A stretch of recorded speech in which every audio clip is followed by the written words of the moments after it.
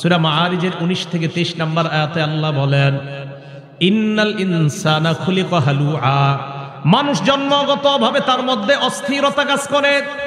আল্লাহ পাক রব্বুল আলামিন বলেন, ইযা মাসসাহুশ শাররু জাজুআ, মানুষকে যখন কোনো অকল্যাণ স্পর্শ করে, জাজুআ, মানুষ উৎকণ্ঠিত হয়ে পড়ে। খারাপ সময় আসছে আপনার, তখন আপনার কিছুই ভালো লাগে না। ওয়া ইযা মাসসাহুল খায়রু মানুআ, তাকে যদি কোনো কল্যাণ স্পর্শ করে, যদি টাকা পয়সা হয়ে যায়, 5-10 তালা বাড়ি হয়ে যায়, মানুআ, তখন কৃপণ হয়ে যায়, দিতে চায় না। টাকা পয়সা হয়ে গেলে দিতে চায় না। তবে দেখেন, 1 অস্থির, 2 উৎকণ্ঠিত, 3 কৃপণ। আল্লাহ বলেন, ইল্লাল মুসাল্লিন আল্লাযীনা আলা সালাতিহিম দাঈমুন, যারা নিয়মিত নামাজ আদায় করে তাদের মাঝে এই 3টা স্বভাব থাকবে না। নামাজি যদি টাকাওয়ালা হয়, নামাজি যদি অর্থওয়ালা হয়, নামাজি যদি টাকাওয়ালা, কোটি কোটি টাকার মালিক হয়ে যায়, আল্লাহ বলেন তার মধ্যে অস্থিরতা কাজ করবে না, উৎকণ্ঠা ভাব কাজ করবে না। যাকাত আদায় করলে কোনো ক্ষতি হওয়ার চিন্তা তার মধ্যে থাকবে না, কারণ সে নিয়মিত নামাজ পড়ে। নামাজ যে ব্যক্তি নিয়মিত পড়বে, তার 1 কোটি টাকা যাকাত যদি আসে, সে চিন্তা করবে না যাকাত আসছে, আল্লাহ টাকা দিছে, 1 কোটি টাকা যাকাত আসছে, তো কি হয়েছে, 1 কোটি আমি দিয়ে দিব। কে যে নিয়মিত নামাজ পড়বে, তার মধ্যে এই পেরেশানিও আসবে না। 1 কোটি টাকা, এটা নামাজের ভিতরে এটা আসবে না। আরে আমি তো এরকম মানুষ চিনি, যিনি 5 কোটি, 10 কোটি, 1000 কোটি টাকা যাকাত দেয়, এমনও মানুষ আছে। তাদের মধ্যে এটা কাজই করে না। কেন? কেন? নামাজ পড়ে নিয়মিত, এই নামাজ তার অন্তরের মধ্যে এই জাতীয় চিন্তা আনায় না। 1 কোটি টাকা তুমি যাকাত দিয়ে দিবা, এই চিন্তা তার মাঝে আসে না। কেন? সে জানে যে আল্লাহ আমারে দিছে, যাকাত আসছে, দিয়ে দিব আমি, বাস, এটা টেনশনের কি আছে। তাহলে নামাজি ব্যক্তি অস্থিরতা কাজ করে না তার মধ্যে। আল্লাহ আমাদের সকলকে নিয়মিত নামাজ পড়ার তৌফিক দান করেন। 6 নাম্বার, ইন্নাস সালাতা তানহা আনিল ফাহশাই ওয়াল মুনকার, যে ব্যক্তি নামাজ নিয়মিত আদায় করে, অশ্লীলতা, অপছন্দনীয় কাজ থেকে নামাজ তাকে হেফাজত করে নেয়। এটা একটু বুঝেন। এই আয়াত নিয়ে সবার অভিযোগ আছে, বিশেষ করে যুবকদেরও, এলাকার অনেক মুরব্বীদের অভিযোগ আছে।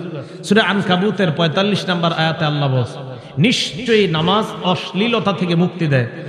মানুষের আয়াত নিয়ে অভিযোগ না, মানুষের অভিযোগ নিজেদেরকে নিয়ে, যে হুজুর আপনারা বলেন নামাজ নাকি অশ্লীল কাজ থেকে বাধা দেয়। কই, আমার ছেলে তো ডেলি নামাজ পড়ে, এরপরেও তো সে ফিরতেছে না। বলে না, আমার ছেলে ডেলি নামাজ পড়ে, তারপরেও তো সে ফিরতেছে না। আপনার ছেলে নামাজ পড়ে ডেলি, জানেন আপনি? না, ডেলি না পড়লেও জুমাটা পড়ে তো, 1 জুমা থেকে আরেক জুমা। তখন কথা কি হয়ে গেল, ফিরে গেল। জুমাটা পড়ে 1 জুমা থেকে আরেক জুমা, তো পরে তো হুজুর 1 জুমা আরেক জুমা, মাঝখানে গুই ওই জুমাগুলা তারে ভালো কাজ করাইতে পারে না। বুঝলেন? কোন মানুষ যদি নিয়মিত 5 ওয়াক্ত নামাজ পড়ে, ভালো করে 5 ওয়াক্ত নামাজ পড়তে অন্তত 1.5 ঘন্টা সময় লাগবে, মোটামুটি ভাবে যদি পড়েন 5 ওয়াক্ত নামাজ 1.5 ঘন্টা। আচ্ছা বলেন তো, 6 দিনে 1.5 ঘন্টা করে হলে কয় ঘন্টা হয়? 9 ঘন্টা। 6 দিনে 9 ঘন্টা আপনি অশ্লীলতা থেকে মুক্ত আছেন, কারণ 9 ঘন্টা আপনি মসজিদে, ওই জায়গায় আপনি গুনাহ করবেন না। এই যে নামাজ আপনারে বাঁচাইতেছে। আচ্ছা, আজকে এশার নামাজ আপনি পড়তে আসলেন, খুব মন দিয়ে শোনেন। 25 মিনিটে এশার নামাজটা বললেন, পড়ার পর গেট দিয়ে যখন আপনি বের হবেন, একজন মুরব্বী আপনাকে বলে, ভাই একটু তালিমের মধ্যে বসো, বসার পর এরপর তুমি বের হবা। আপনার বন্ধু মসজিদের বাহিরে দাঁড়ায় আছে, কোথায় জানি আপনাকে নিয়ে যাবে। আপনার পছন্দ হইতেছে না, কিন্তু এলাকার চাচা মুরব্বী, মুরব্বীর কথাও আপনি ফেলতে পারতেছেন না। এই চিন্তায় আপনি তালিমের মধ্যে বসে গেলেন। বসে যাওয়ার পর আপনার মন না চাইতেও আপনি আরো 25 মিনিট বসলেন, নামাজ পড়লেন 25 মিনিট, আপনার মন না চাইলেও তালিমে বসলেন 25। কত হলো? দরজা দিয়ে বের হওয়ার সময় ইমাম সাহেবের সাথে সাক্ষাৎ। আরে আব্দুর রহমান, তুমি আজকে এতক্ষণ মসজিদে, কেমন আছো, কি অবস্থা? বন্ধু কিন্তু বাইরে দাঁড়ায় আছে। হুজুর ভালো তো। ইমাম সাহেব আরো 10 মিনিট নসিহত করছে, কয় ঘন্টা হয়ে গেল? এই 1 ঘন্টা কিন্তু আপনি চাইলেও গুনাহ করতে পারেন নাই। নামাজ আপনাকে অশ্লীলতা থেকে বাধা দেয়। আপনি নামাজ পড়েন, আপনি নিয়মিত পড়েন, কিভাবে যে আপনাকে বাধা দিবে আপনি চিন্তাও করতে পারবেন না। তাহলে বলেন তো, নামাজ যতক্ষণ আমরা মসজিদে আছি, অন্তত ততক্ষণ তো একটা ছেলে মসজিদে তার মোবাইলে সিনেমা দেখবে না, নাটক দেখবে না। তার মানে নামাজ তাকে অশ্লীলতা থেকে বাধা দেয়। তাহলে আল্লাহ আমাদেরকে এইভাবে যদি নিয়মিত আমরা নামাজ পড়তে পারি, এক সময় দেখবেন এই নামাজ আমাদেরকে অপছন্দনীয় আর অশ্লীলতা থেকে বাধা দিতে দিতে আল্লাহর ওলির খাতায় আমাদের নাম আল্লাহ লিখে দিবেন। এই গেল 6 নাম্বার। 7 নাম্বারটা একটু মন দিয়ে শুনেন। নামাজ আপনার আগের জিন্দেগীর সব গুনাহ মাফ করে দেয়। বিসমিল্লাহ। এই ব্যাপারে আপনাদের সামনে আমি 5টা হাদিস বলি। 1 নাম্বার মুসলিম শরীফের 428 নাম্বার হাদিস।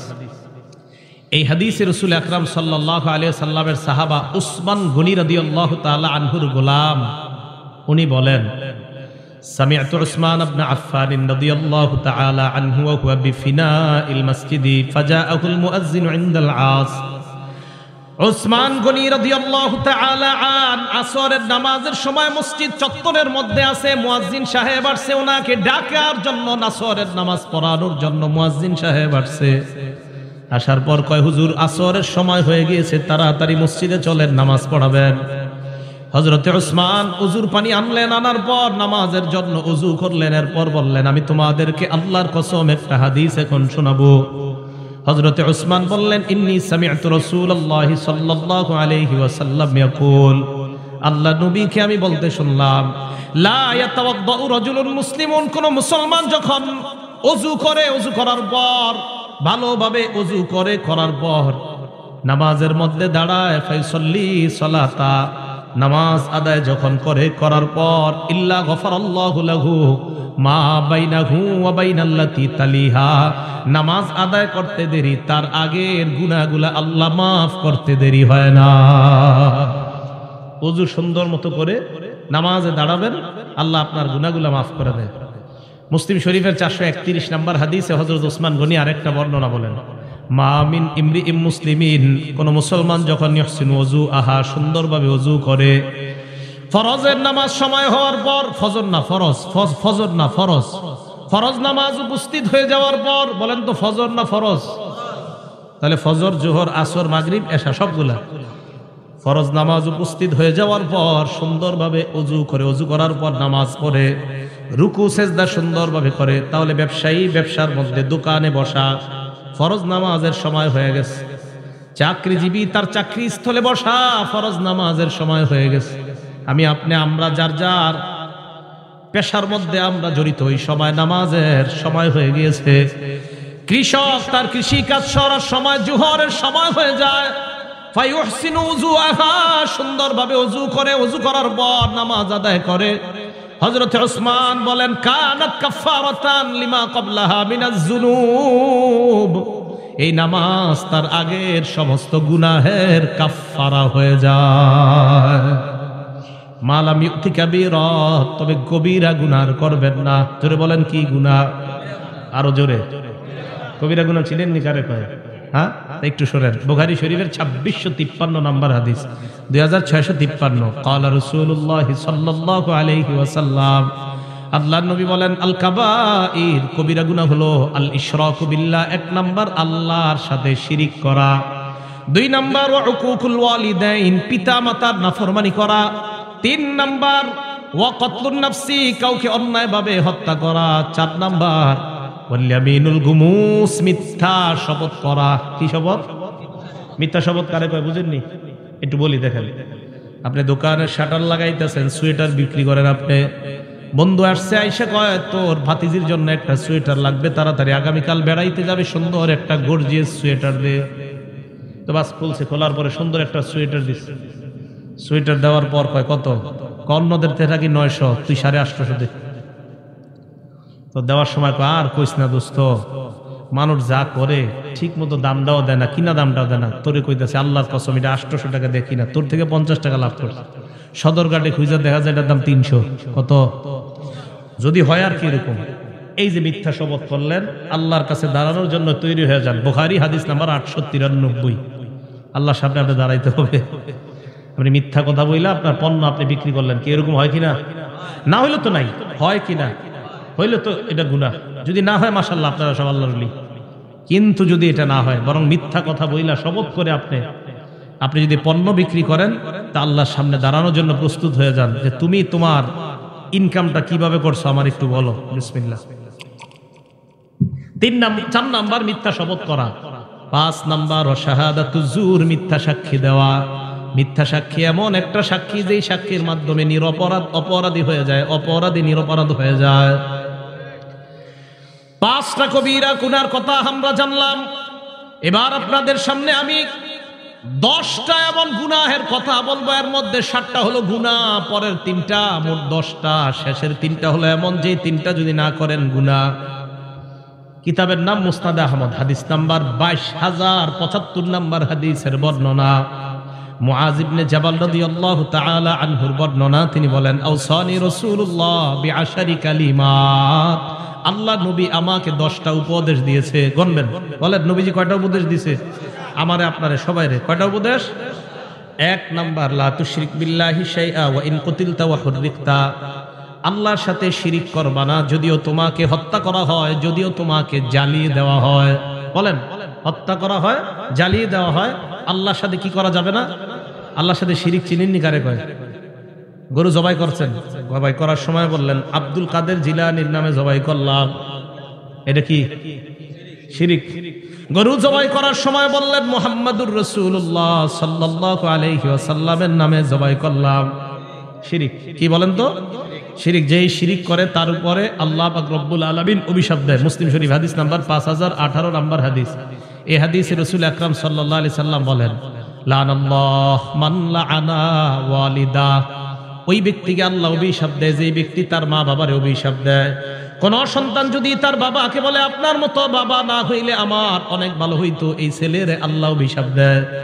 কোন ছেলে যদি তার মাকে বলে তুমি আমার মা না হইয়া অন্য কেউ মা হইলে ভালো হইতো, এই সন্তানকে আল্লাহ অভিশাপ দেয়। আসেনি এমন সন্তান? 2 নাম্বার, লাআনাল্লাহু মান যাবাহা লিগাইরিল্লাহ, ওই ব্যক্তিকে আল্লাহ অভিশাপ দেয় যে ব্যক্তি পশু আল্লাহ ছাড়া অন্যের নামে জবাই করে। হুজুর 7 নামে কোরবানি দেন, আজকে থেকে বাংলার কোয়েন না। হুজুর 7 নামে কোরবানি দেন, এটা আর বলবেন না। হুজুর 3 নামে কোরবানি দেন, আর বলবেন না। বলেন আমার সাথে, 7 জনের পক্ষ থেকে, সবাই বলেন 7 জনের পক্ষ থেকে, 3 জনের পক্ষ থেকে, 4 জনের পক্ষ থেকে, আল্লাহর নামে। তাহলে 7 নামে না 7 জনের পক্ষ থেকে? নামে কার? এই ভুলগুলা কোরবানির সময় আর করেন না। একজনে ছুরি নিয়ে দাঁড়ায় দেখো, হুজুর 7 নামে, আর বললেন না এটা। হুজুর 7 জনের পক্ষ থেকে, আল্লাহর নামে। মনে থাকবে তো? তো যেই ব্যক্তি আল্লাহ ছাড়া অন্য কারো নামে জবাই করে তার উপরে আল্লাহ অভিশাপ দেয়। 3 নাম্বার, ওয়ালাআনাল্লাহু মান গায়্যারা মানারাল আরদি, দেখেন তো এই অপরাধটা আপনাদের মাঝে আছে কিনা? যেই ব্যক্তি জমিন, অন্যের জমিন নিজের কবজায় নিয়ে নেয়, নিয়ে নেওয়ার পর বলে ক্রয় সূত্রে এই জমির মালিক আরিফ বিন হাবিব। আছে? অন্যের জমিন সামান্য, এই সামান্য একটু জমিন যদি আপনার আয়াতে নিয়ে বাস লিখে দিয়েছেন, ক্রয় সূত্রে এই জমির মালিক হাজী মোহাম্মদ অমুক, তার উপর আল্লাহ অভিশাপ দিতে থাকে। আল্লাহ 24 ঘন্টা তার উপর অভিশাপ চলতে থাকে। সে হজ করছে 50 বার, কয়বার? এই হজ করা অবস্থা অভিশাপ চলতেছে, আরেকজনের জমি মেরে হজ করতেছে। এগুলো 3 নাম্বার। 4 নাম্বার, লাআনাল্লাহু মান আওয়া মুহদিসা, যে ব্যক্তি কোন বেদআতিকে আশ্রয় দেয় ওই ব্যক্তিকে আল্লাহ অভিশাপ দেয়। আপনাদের এলাকায় সালাগাই দিয়ে এক ব্যক্তি ঘুরতেছে, হঠাৎ আপনারা মনে করলেন লোকটা সালাগাই দিয়ে কেন হাঁটতেছে, মনে হয় ভিতরে কিছু আছে। চিন্তা ভাবনা কইরা তারা আপনারা পীর বানায়া দিয়ে এলাকার মধ্যে খানকা খুইলা দিলেন। আল্লাহ নবী কয় তোমার উপর আল্লাহ 24 ঘন্টা অভিশাপ দেয়, কারণ তুমি কেন বাটপারকে জায়গা দিলা। তাহলে শিরিক করা যাবে না। আবার আসেন আগের জায়গায়, নবীর 10 উপদেশ মনে আসেনি? ওখান থেকে এই হাদিসে আসলাম। 1 নাম্বার, আল্লাহর সাথে শিরিক করবা না, যদিও তোমাকে হত্যা করা হয়, যদিও তোমাকে জ্বালিয়ে দেওয়া হয়। 2 নাম্বার, ওয়ালা তা'আক্কারনা ওয়ালিদাইক ওয়া ইন আমারাকা আন তাখরুজা মিন মালিকা ওয়া আহলিকা, তোমার মা বাবা যদি তোমাকে সম্পদ থেকে আলাদা করে দেয়, তোমাকে যদি ত্যায্য করে দেয়, মা বাবার নাফরমানি করবা না। ঘর থেকে বের করে দিছে, সম্পদ থেকে বের করে দিছে, তুই পাবি না সম্পদ, এরপরেও মা বাবার সাথে নাফরমানি করা যাবে না। এখন মা বাবা বের করবে কি? ছেলে মা বাবারে বের করে দেয়। 2 নাম্বার, তোমার মা বাবা যদি তোমাকে সম্পদ থেকে বের করে দেয়, ত্যায্য করে দেয়, তাও তুমি তোমার মা বাবার কি করবা না? নাফরমানি করবা না। 3 নাম্বার, এই 3 নাম্বারটা শুনেন, ওয়ালা তাতরুকান্না সালাতান মাকতুবাতান মুতাআম্মিদা, বলেন ইচ্ছাকৃতভাবে, বলেন 1 ওয়াক্ত ফরজ নামাজ ছেড়ে দিবা না। নবীজি বলেন ইচ্ছাকৃতভাবে 1 ওয়াক্ত ফরজ নামাজ ছেড়ে দিবা না। ফাইন্না মান তারাকা সালাতান মাকতুবাতান মুতাআম্মিদান, কেউ যদি 1 ওয়াক্ত ফরজ নামাজ ইচ্ছাকৃতভাবে ছেড়ে দেয়, ফাকাদ বারিআত মিনহু জিম্মাতুল্লাহ, আল্লাহর জিম্মা তার থেকে উঠে যায়, ওই বান্দার দায়িত্ব আর আল্লাহ নেয় না। যা তোর যা মন চায় কর, এক ওয়াক্ত ফরজ নামাজ যদি কেউ, সবাই মন দিয়ে শোনেন, এক ওয়াক্ত ফরজ নামাজ যদি কেউ ইচ্ছাকৃতভাবে ছেড়ে দেয়, তার থেকে আল্লাহ জিম্মা উঠায় নেয়, তোমার যা মন চায় করো, আমি তোমার দায়িত্ব নিচ্ছি না। ভাই কথাটা খুব খুব খুব কঠিন কথা, বালিশে মাথা লাগায় চিন্তা করেন। এক ওয়াক্ত নামাজ ইচ্ছাকৃতভাবে ছেড়ে দিলে আল্লাহ কষ্ট পায় আপনার উপরে, আল্লাহ রাগান্বিত হয়, যা তোর যা মন চায় কর। তুমি দুনিয়ার সব পারলা, আর আমার জন্য নামাজটা পড়ার সময় তোমার যত অজুহাত, আমার কাপড় ঠিক নাই, আমার এই কাজ আছে সেই কাজ আছে। মুসলমান দুনিয়ার সব করতে পারে, নামাজের সময় হাজারো অজুহাত দাঁড় করায়। তো নবীজি বলছেন এক ওয়াক্ত নামাজ যদি কেউ ইচ্ছাকৃতভাবে ছেড়ে দেয়, তার থেকে আল্লাহর যে একটা দায়িত্ব আছে এই বান্দার জন্য উঠে যায়, তো যা মন চায় কর। তাহলে 3 নাম্বার ওয়াদা করা যায়, এক ওয়াক্ত নামাজ ইচ্ছাকৃতভাবে স্বেচ্ছায় সজ্ঞানে আর ছাড়বো না ইনশাআল্লাহ, আল্লাহ কবুল করেন। 4 নাম্বার, আল্লাহ নবী বলেন ওয়ালা তাশরাবান্না খামরা, মদ পান করবা না, গাঁজা খাইবা না, চিপায় চুপায় ইয়াবা টানবা না। কি টানবা না? ইয়াবা, গাঁজা। চিপা চুপায় বৈশা গাঁজা টানা যাবে না, ইয়াবা টানা যাবে না, মদ পান করা যাবে না। ফাইন্নাহু রাসু কুল্লি ফাহিশা, মাদক সমস্ত অশ্লীলতার দরজা খুলে দেয়। 5 নাম্বার ইয়াকা ওয়াল মাসিয়া, গুনাহ থেকে বাঁচো, নাফরমানি থেকে বাঁচো। ফাইন্না বিল মাসিয়াতি হাল্লা সাখাতুল্লাহ, নাফরমানির মাধ্যমে আল্লাহর গজব দুনিয়াতে নেমে আসে। নাফরমানির কারণে আল্লাহর গজব দুনিয়াতে আসে। আমাদের বাংলাদেশের লোকেরা কি কয় জানেন? আল্লাহ আপনি করোনা না, আরো বেশি কিছু দেন, এরপরে আমরা নাফরমানি ছাড়বো না। আরো ভয়ঙ্কর কিছু দেন, আপনি যা মন চায় দেন, নাফরমানি ছাড়বো না। এর প্রমাণ এই গজবের পরেও আমাদের দেশে কিভাবে কোন দেশের নর্তুকি আইনা নাচানো হয়, যে আরো বড় গজব দেন, আপনি আরো বড় গজব দেন, সমস্যা নাই, আল্লাহ সমস্যা নেই। আর গজব যে আরো বড় আসবে, এটা আবু দাউদ শরীফের 4019 নাম্বার হাদিসে নবী বলে দিয়েছে, গজব আরো আসবে, অপেক্ষা করেন। হ্যাঁ বলছি, নবীজি বলছেন, আবু দাউদের 4019 নাম্বার হাদিস, ইবনে মাজা, আবু দাউদ না, ইবনে মাজার 4019 নাম্বার হাদিসে নবী বলছে গজব আরো আসবে আমাদের দেশে, অপেক্ষা করতে হবে আমাদের। কি নবীজি বলছে, কোন দেশের মধ্যে যখন মানুষ ঘোষণা দিয়ে অশ্লীলতা করে, কি দিয়ে? ঘোষণা দিয়ে, প্রকাশ্যে ঘোষণা দিয়ে যখন অশ্লীলতা করবে কোন দেশের মানুষ, ওই দেশে ওয়াল আউজাউল্লাতী লাম তাকুন মাযাত ফি আসলাফিহিমুল্লাযীনা মাযাও, এমন এমন গজব আসবে যেই গজবের নাম অতীতের মানুষ কখনো শুনে নাই। করোনার নাম মানুষ শুনে নাই, ওমিক্রনের নাম মানুষ শুনে নাই, সিডর আইলা নাইলার নাম মানুষ শুনে নাই। তাহলে একের পর এক নামে, এমন নামে গজব আসবে যে নাম আগে দুনিয়াতে ছিল না। এই জন্য দেখেন করোনার কারণে কত কোটি কোটি মানুষ বেকার হয়ে গেল। এরপরে কিভাবে এমন গজবের কাজ করা হয় যে কাজের কারণে গজব আসে। আমি তো মনে করেছিলাম করোনার পরে আমাদের দেশের 90% মানুষ মনে হয় নামাজি হয়ে যাবে, তাদের ধ্যান ধারণা সব পাল্টায় যাবে, কিন্তু না, গজবের ইলেকট্রনিক মিডিয়া আমাদের এই যুব সমাজ সহ পুরা বাংলাদেশ সহ গোটা দুনিয়াটাকে ধ্বংসের দ্বার প্রান্তে নিয়ে গেছে। গজব আরো দেও আল্লাহ, সমস্যা নাই, আরো অপরাধ করবো আমরা, তুমি দেও যেমন চায়। মানুষের ভাবসাব এমন অপরাধের। ওয়াইয়াকা ওয়াল মাসিয়া, 5 নাম্বার নবীজি উপদেশ দিলেন, নাফরমানি কইরো না, নাফরমানির কারণে আল্লাহর গজব আসে। মুসনাদে আহমদ একটা কিতাবের নাম, এই কিতাবের 26,638 নাম্বার হাদিসে নবীজি বলছেন, ইজা যহারাতিল মাআসি ফি কওমিন, কোন এলাকায় যখন নাফরমানি ব্যাপকভাবে হবে, আম্মাহুমুল্লাহু বিআযাবিন মিন ইনদিহি, ওই এলাকার ভালো খারাপ সবার উপর আল্লাহ গজব দিবে। ভালো খারাপ সবার উপর। সাহাবারা কয়, হুজুর ভালো মানুষের উপর কেন দিবে? নবীজি বলেন, গজব আসবে যখন ভালো খারাপ দেখবে না, সবার উপর আসবে গজব। করোনায় ভালো মানুষ মারা গেছে না? ভালো মানুষ মারা গেছে, তাহলে গজব আসবে সবার উপর। নবীজি বলেন, কিয়ামতের ময়দানে ভালো মানুষগুলাকে আল্লাহ আলাদা করে জান্নাত দিয়ে দিবেন। তো বলতেছিলাম 5 নাম্বার উপদেশ, নাফরমানি থেকে বাঁচো। 6 নাম্বার, ওয়া ইয়্যাকা ওয়াল ফিরার মিনাজ যাহফি ওয়া ইন হালাকান নাস, জিহাদের ময়দানে সবাই যদি ধ্বংস হয়ে যায়, তুমি জিহাদের ময়দান থেকে পলায়ন করবা না। 7 নাম্বার, ইদা আসাবান নাস মাউতুন, কোন এলাকার মধ্যে যদি মহামারী লেগে যায়, ওয়া আনতা ফীহিম ফাসবুত, ওই এলাকার মধ্যে যদি তুমি থাকো, ওই এলাকা থেকে পালাবা না, ওই এলাকার মধ্যে তুমি অবস্থান করো। কোন এলাকায় মহামারী লাগছে, ওই এলাকা থেকে তুমি পালায়ও না, সেখানেই থাকো। বিসমিল্লাহ। বিশ্ব স্বাস্থ্য সংস্থা ঘোষণা দিল, সারা পৃথিবীতে লকডাউন দিল, আর বলল কি, যে যেখানে আছে সেখান থেকে যেন বের না হয়। এটা বিশ্ব স্বাস্থ্য সংস্থার ঘোষণা কিছুদিন আগে। আমাদের নবী 1500 বছর আগে বলে দিছে এই ঘোষণা। তার মানে মুসলমানদের পক্ষ থেকে আমরা দাবি জানাই, ও অমুসলমান সম্প্রদায় যারা আছেন, পুরা পৃথিবীতে এই ঘোষণা আপনারাও মেনে নেন, আমাদের নবী মানুষদের মধ্যে সবচেয়ে শ্রেষ্ঠ গবেষক ছিলেন। না হয় কিভাবে বলে দিলেন যেই দেশে মহামারী লাগবে সেখানেই থাকো, সেখান থেকে বের হয়েও না। বিশ্ব স্বাস্থ্য সংস্থা এখন কইছে আমাদের নবী ১৫০০ বছর আগে। ৭ নাম্বার, যেখানে মহামারী লাগে সেখানে থাকো, বের হয়েও না। ৮, ৯, ১০ নাম্বারটা মন দিয়ে শোনেন সব অভিভাবকরা। ৮ নাম্বার, আনফিক আলা ইয়ালিকা মিন তাওলিকা, তুমি তোমার সামর্থ্য অনুযায়ী, সাধ্য অনুযায়ী পরিবারের উপর খরচ করবা। বেতন আপনার ১৫,০০০, আপনার সন্তান আপনার কাছে একটা মোবাইল চেয়েছে, মোবাইলের দাম ২০,০০০। বেতন কত? মোবাইলের দাম কত? পরিবারে চালাবেন কিভাবে?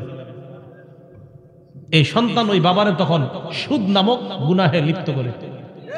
ওই বাবা তখন ছেলের দিকে তাকায় বাধ্য হয়ে ব্যাংক থেকে সুদ আনে। কি করবে? ছেলে কয় মোবাইল যদি না দাও আমি পড়াশোনা করব না। কি কথাগুলো ঠিক না?